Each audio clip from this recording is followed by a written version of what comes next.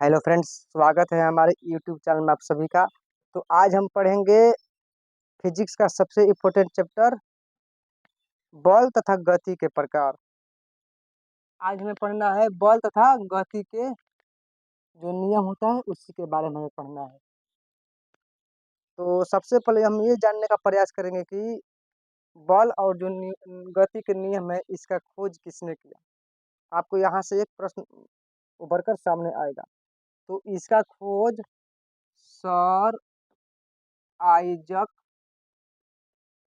Newton ने किया। किसने किया? Sir Isaac Newton. कब किया? तो 1642 से लेकर 1727 के बीच। 1642 से 1727 के बीच इन्होंने नियमों को 3 भागों में विभाजित किया। गति के जो नियम है उसे 3 भागों में इन्होंने बांटा। प्रथम गति का नियम, द्वितीय गति का नियम और तृतीय गति का नियम। कौन कौन? प्रथम गति का नियम,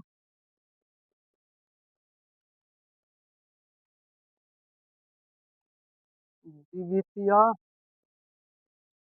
गति का नियम और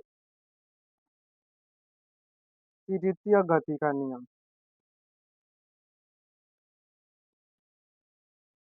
इन्होंने 3 भागों में गति के नियम को विभाजित किया।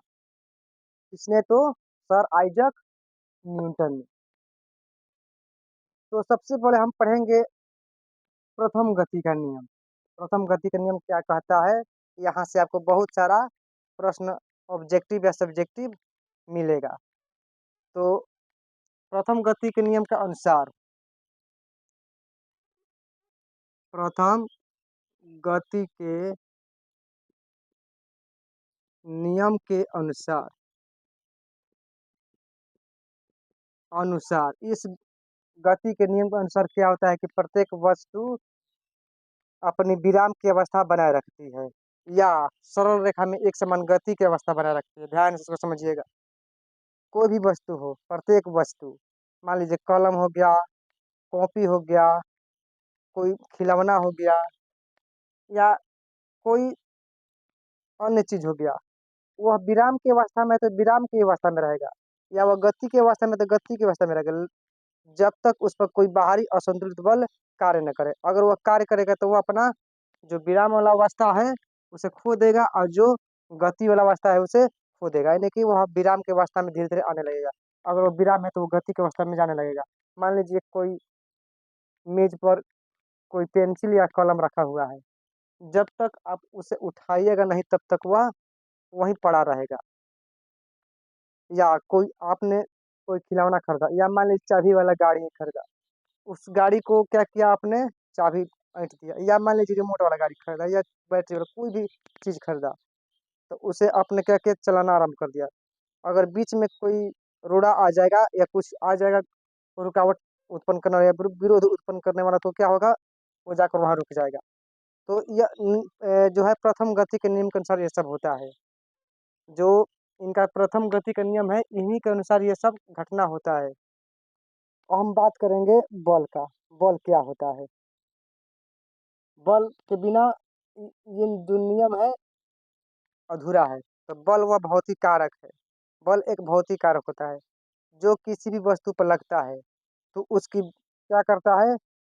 कार्य कर उसकी विराम की अवस्था अथवा सरल रेखा में एक समान गति की अवस्था में परिवर्तन लाता है। क्या करता है? परिवर्तन लाता है या उसकी लाने की चेष्टा करता है। मान लीजिए अभी आपको हमने बताया कि एक टेबल है, एक टेबल हो गया या मेज हो गया मान लीजिए, इस पर हमने कुछ सामान रख दिया। मान लीजिए ये सामान है, आप इसको उठाइएगा नहीं तो यहीं पड़ा रहेगा, ये उठने का नाम नहीं लेगा। या कोई मान लीजिए ये खिलौना हो गया, इसको आप अगर ये चाबी वाला मान लीजिए या बैटरी वाला कोई भी मान लीजिए गाड़ी हो गया, आपने इसे चला दिया। अब अगर उंगली से इसे रोकिएगा नहीं तब तक यह रुकेगा नहीं। इसे हम प्रथम गति का नियम कहते हैं। ये हमारा प्रथम गति का नियम है। अब हम इसमें पढ़ेंगे जड़त्व क्या होता है। जड़त्व के बारे में हम जानेंगे। जड़त्व क्या है? तो जड़त्व के कारण ही ये सब होता है। जड़त्व किसी वस्तु का वह गुण होता है या किसी भी वस्तु का वह गुण है जिसके कारण अपनी विराम की अवस्था या सरल रेखा में एक समान गति का अवस्था का परिवर्तन का विरोध करता है। इसे हम जड़त्व कहते हैं। जड़ जड़त्व के कारण क्या होता है? परिवर्तन होता है और परिवर्तन का विरोध होता है। अभी आपको हमने बताया टेबल पर रखा पेन या खिलौना के बारे में, ये सब जड़त्व के कारण होता है। अब जड़त्व कितने प्रकार के होते हैं इसके बारे में हमें पढ़ना है। ये तो हमारा जड़त्व हो गया। जड़त्व के कारण क्या होता है? जड़त्व क्या है? तो इसके बारे में आप समझ लीजिए अच्छी तरह से, क्योंकि यहाँ से आपको एक प्रश्न मिलेगा कि जड़त्व क्या है। तो जड़त्व किसी वस्तु का वह गुण होता है, किसी भी वस्तु का वह गुण, किसी भी वस्तु का वह गुण जिसके कारण जिसके कारण किसी भी वस्तु का वह गुण जिसके कारण अपनी विराम की अवस्था, वस्तु अपनी विराम की अवस्था,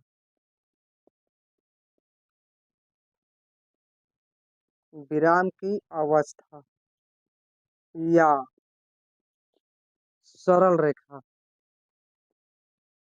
में परिवर्तन का विरोध करे। क्या करे? परिवर्तन का विरोध करे, उसे हम जड़त्व कहते हैं। ये तो हमारा जड़त्व हो गया। अब हमको पढ़ना है कि जड़त्व कितने प्रकार के। यहाँ से भी एक प्रश्न उभर का आपके सामने आया कि जड़त्व कितने प्रकार के होते हैं। तो अब यहाँ पर से भी समझिएगा कि जड़त्व के प्रकार कितने हैं। तो आप समझ लीजिए जड़त्व के दो प्रकार होते हैं। जड़त्व के प्रकार हमको पढ़ना है। तो पहला होता है विराम का जड़त्व और दूसरा होता है गति का जड़त्व। विराम का जड़त्व, एक तो हमारा हुआ विराम का और दूसरा हमारा हुआ गति का जड़त्व। जड़त्व कितने प्रकार के होते हैं? तो जड़त्व दो प्रकार के होते हैं। कौन कौन? एक होता है विराम का जड़त्व, दूसरा होता है गति का जड़त्व। अब विराम का जड़त्व क्या है और गति का जड़त्व क्या है, इसके बारे में हम पूरा विस्तार से समझेंगे। तो इस जड़त्व के कारण वस्तु विराम अवस्था में रहने की प्रवृत्ति होती है।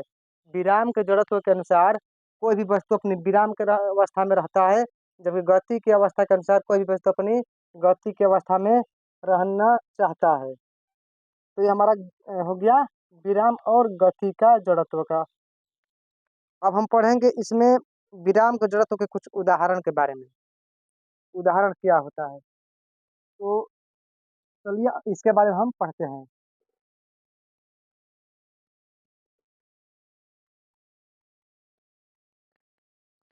पहला हमारा क्या है?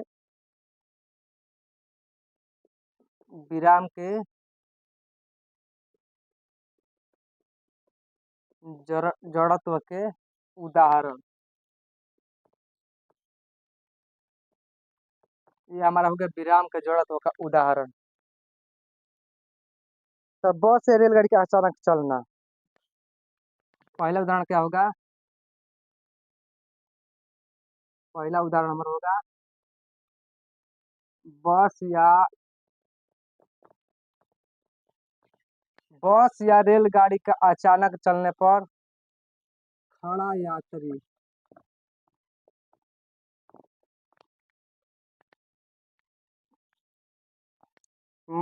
बस या रेलगाड़ी जब अचानक चलता है तो उसमें खड़ा यात्री पर क्या प्रभाव पड़ता है, क्या परिवर्तन होता है? तो वह पीछे की तरफ गिर जाता है। क्या होता है कि वह पीछे की तरफ गिर जाता है। क्यों गिरता है? इसके पीछे क्या कारण है? आइए इस कारण के बारे में हम समझने का प्रयास करते हैं।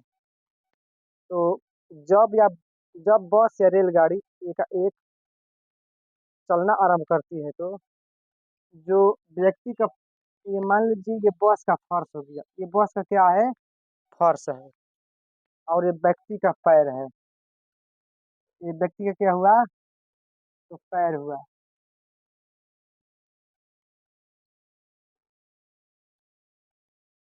तो व्यक्ति का पैर और फर्श दोनों के बीच क्या रहता है, जुड़ाव रहता है, दोनों एक दूसरे से सटे रहते हैं। तो जब बस चलना आराम कर देगा तो उसका पैर भी चलना आराम कर देगा। एकदम साधारण सी बात है। जब बस चलेगा तो पैर तो चलेगा ही, पैर कहाँ रुकने वाला है। लेकिन जो ऊपरी भाग है, इसके ऊपर का भाग है, ये तो विराम अवस्था में रहेगा। ये किस अवस्था में रहेगा, तो विराम की अवस्था में रहेगा। ये थोड़ा ना चलेगा। और जब ये नहीं चलेगा तो क्या होगा, ऊपरी भाग विराम की अवस्था में रहने के कारण अपना संतुलन खो देगा। और व्यक्ति क्या होगा कि पीछे की तरफ झुक जाएगा या गिर भी सकता है। क्योंकि आपका जो पैर है इस फर्श से सटा हुआ है, चिपका हुआ है। और ऊपर का भाग क्या है कि विराम की अवस्था में भी है, तो धीरे धीरे गति की अवस्था में आएगा। एकाएक तो गति की अवस्था में आने वाला नहीं है। इसलिए क्या होगा कि वह पीछे की तरफ कोई भी यात्री गिर सकता है। यही कारण होता है कि बस या रेलगाड़ी पे अगर हम सफर करते हैं तो उसके अचानक चलने पर हम पीछे की तरफ गिर जाते हैं या झुक जाते हैं। क्योंकि बस का स्पर्श और हमारे पैर जो होता है उसके बीच क्या रहता है, स्पर्श होता है, यानी कि दोनों एक दूसरे से स्पर्श रहते हैं। जिसके कारण फर्श के साथ साथ हमारा पैर भी चलना आरम्भ कर देता है, लेकिन ऊपरी भाग हमारा जो होता है चलता नहीं है।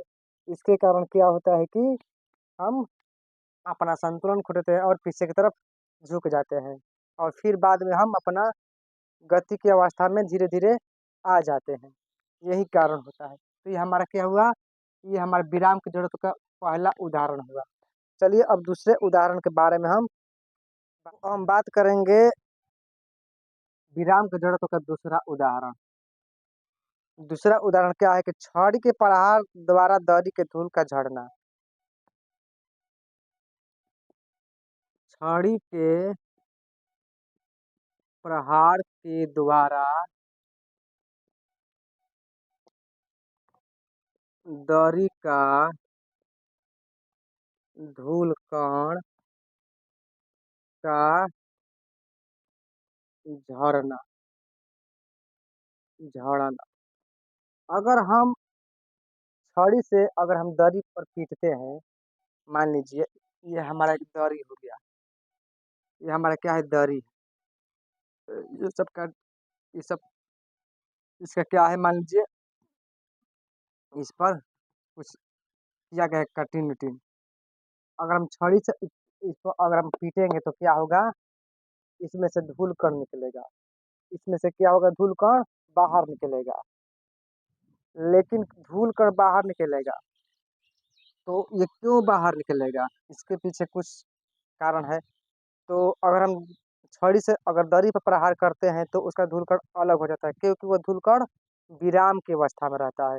किस अवस्था में रहता है, तो विराम की अवस्था में रहता है। और जो दरी है वह गति की अवस्था में आ जाता है। तो दरी से जब दरी गति की अवस्था में होगा और वो धूलकण विराम की अवस्था में होगा तो दोनों में क्या होगा, दोनों एक दूसरे से अलग हो जाएंगे। और पृथ्वी के गुरुत्वाकर्षण बल के कारण वह जो धूलकण है कहाँ चले जाएगा, तो जमीन पर चला जाएगा। तो ये हमारा दूसरा उदाहरण हुआ, छड़ी द्वारा, छड़ी के प्रहार के द्वारा दरी के धूलकण अलग होना। अब हम एक और आपको बताते हैं। पेड़ की शाखाओं को आप जोर से हिलाते हैं तो क्या होता है, फल और पत्ता झड़ जाता है। क्या होता है, तो फल और पत्ता झड़ जाता है। क्यों झड़ता है,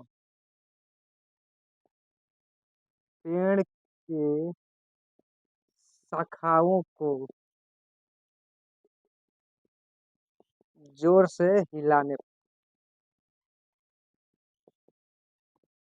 हिलाने पर, पेड़ की शाखाओं को अगर हम जोर से हिलाते हैं तो उस पर से जो होता है, मान लीजिए जामुन के पेड़ है, उस पर आप बैठे हैं और उसके शाखाओं को हिला रहे हैं, तो जामुन क्या होता है, बदबदा कर गिर जाता है और पत्ते भी झड़ जाते हैं।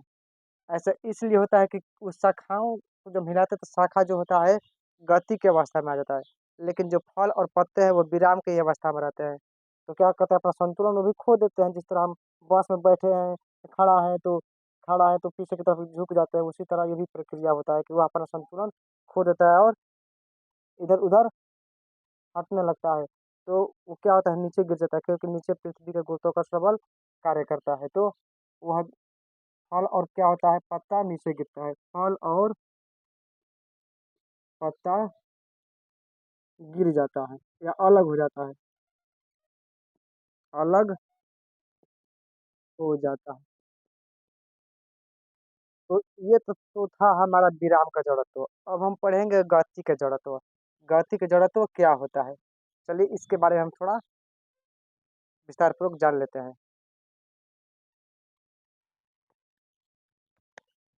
दूसरा हमारा क्या है?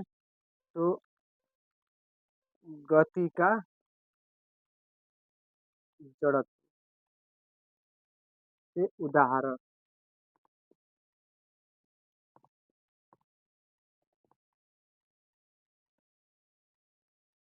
तो चलती हुई बस जब एकाएक रुकता है तो उसमें सवार व्यक्ति या खड़ा व्यक्ति आगे की तरफ झुकता है या गिरता है। पहला क्या होगा? चलती हुई बस में सवार व्यक्ति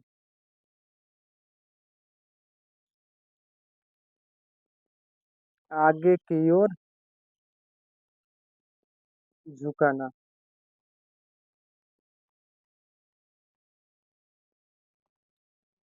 चलती हुई बस के एकाएक रुकने पर उसमें सवार व्यक्ति क्या होता है तो आगे की ओर झुकना। यहाँ पर रहेगा चलती हुई बस के रुकने पर। चलती हुई बस के रुकने पर सवार व्यक्ति का आगे की तरफ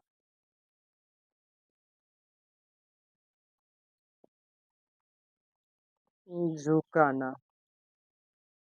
जब बस चलती हुई होती है और एकाएक रुकती है तो क्या होता है कि जो व्यक्ति उसमें खड़ा रहता है, मान लीजिए ये बस का फर्श है, इसमें जो व्यक्ति है ये व्यक्ति हो गया, इसमें सवार व्यक्ति है। तो क्या होता है कि वह आगे की तरफ आगे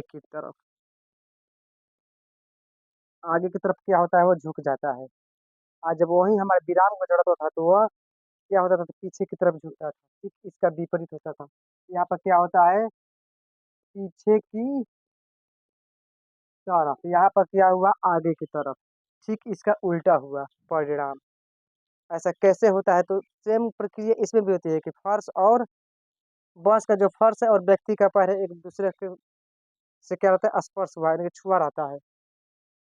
तो जब बस रुकती है तो उसके फर्श के साथ-साथ व्यक्ति का पैर भी रुक जाता है। क्या होता है व्यक्ति का पैर भी रुक जाता है। लेकिन जो ऊपरी भाग होता है, इसके ऊपरी भाग यह गति की अवस्था में रहता है उस समय। किस अवस्था में रहता है यहाँ पर? तो यहाँ पर रहेगा गति की अवस्था में और यहाँ पर रहेगा विराम की अवस्था में। इसको आप ध्यान से समझिएगा। तो जब यह गति की अवस्था में रहता है तो यह अपना संतुलन खो देता है और आगे की तरफ चला जाता है। क्योंकि इसका जो पैर है वो ये रुका है लेकिन ये वाला रुका नहीं, ये भी गति में गतिमान है, इसलिए आगे की तरफ चला जाता है, इसलिए व्यक्ति आगे की तरफ झुकता है। ये आपको समझ में आ गया होगा। तो यहाँ से एक प्रश्न आपके सामने बनकर तैयार हुआ। अगर ये प्रश्न पूछेगा चलती हुई बस के एकाएक रुकने पर व्यक्ति आगे की तरफ क्यों झुकता है? तो इसका सही आंसर यही होगा कि जब चलती हुई बस या रेलगाड़ी या कोई भी गाड़ी उसमें सवार व्यक्ति जब चलती हुई बस एकाएक रुकती है तो सवार व्यक्ति का पैर उस बस के फर्श से स्पर्श कर किया रहता है और भी रुक जाता है। लेकिन ऊपरी भाग जो होता है गति की अवस्था में बना रहता है, इसलिए वह रुकता नहीं है और अपना संतुलन खो देता है और वो व्यक्ति आगे की तरफ झुक जाता है या अगर आप नहीं पकड़े रहेंगे तो उसमें का कोई चीज़ आप गिर भी सकते हैं। किस ओर? तो आगे की तरफ। तो ये हमारा हुआ गति के जड़त्व का पहला उदाहरण। अब हम बात करेंगे दूसरे उदाहरण के बारे में। गति के दूसरा उदाहरण क्या होता है? तो इसके बारे में हम यह है गति के जड़त्व का उदाहरण। ये पहला उदाहरण था चलती हुई बस के रुकने पर सवार व्यक्ति का आगे की तरफ झुकना। अब चलिए आपको दूसरा उदाहरण बता रहे हैं। चलती हुई बस से आप कभी कूदे हैं कि नहीं?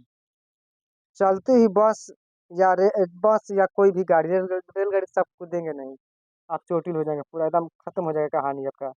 तो चलते ही बस से बाहर कूदते समय क्या सावधानी अगर वो बस धीरे कर दिया, जो कंडक्टर होता है कभी-कभी कहता है कि आप उतर जाइए, बस धीरे है, तो आप उतरिएगा ठीक है, लेकिन धीरे है तो वो अपन गति में है, उस समय हमें क्या सावधानी बरतनी चाहिए? चलिए इसको हम आपको बताते हैं। दूसरा उदाहरण,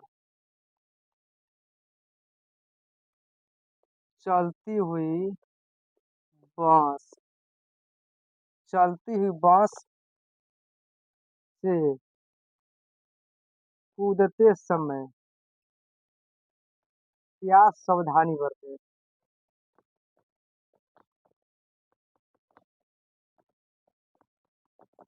अगर वो बस तेज़ रहेगा तो आप कूद भी नहीं पाइएगा। वो धीरे है तो आप कूद सकते हैं, इसमें कोई दिक्कत नहीं है, लेकिन कूदते समय कुछ सावधानी, कुछ नियम का पालन करना पड़ता है। वो बस जिस दिशा में चलती है, हमें कूदने के बाद उसी दिशा में हमें दौड़ना भी पड़ता है।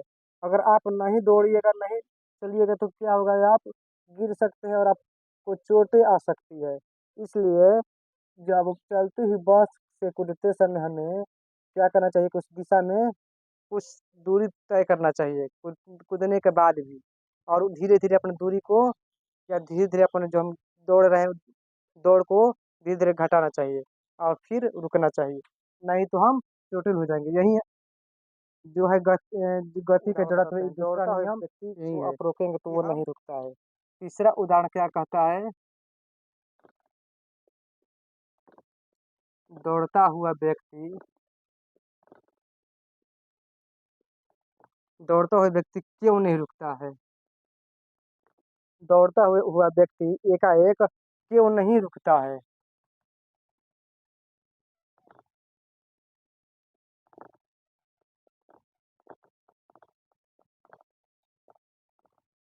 यहाँ से आपको एक प्रश्न मिलेगा कि दौड़ता हुआ व्यक्ति एकाएक क्यों नहीं रुकता है? तो जो व्यक्ति दौड़ता है अपनी गति की अवस्था बनाए रखता है। अगर उसको आप एकाएक रोकने को बोलेंगे तो वो अपना संतुलन खो देगा और वह गिर जाएगा और चोटिल हो सकता है। इसलिए वो दौड़ता हुआ व्यक्ति को आप देखिएगा तो वो धीरे-धीरे क्या करता है कि अपना रफ्तार कम करता है और वो फिर रुक जाता है। यही जो हमारा है न्यूटन का प्रथम गति का जो नियम है यही कहता है। तो ये हमारा था न्यूटन के प्रथम गति का नियम। हम आगे हम पढ़ेंगे न्यूटन के द्वितीय गति का नियम के बारे में। तो मित्रों आप लोग को अगर यह वीडियो अच्छा लगा होगा तो आप लोग हमारे चैनल को सब्सक्राइब कर दीजिएगा और जितना हो सके शेयर कीजिएगा, लाइक कीजिएगा और कमेंट भी कर दीजिएगा। और हम फिर मिलेंगे तो आप लोग को न्यूटन का द्वितीय गति का नियम बताएँगे और इसी तरह आपको विस्तार से बताएँगे। लेकिन हमारे चैनल को आप लोग सब्सक्राइब करना ना भूलिएगा क्योंकि ये आपके लिए बहुत ही इम्पोर्टेंट चीज़ है। आपके लिए काफ़ी यह मायने रखता है और आपको कभी भी यह लाभ नहीं देगा, हानि तो देने के नाम ही नहीं इसमें है। तो आज के लिए इतना ही, चलते हैं। जय हिंद, धन्यवाद।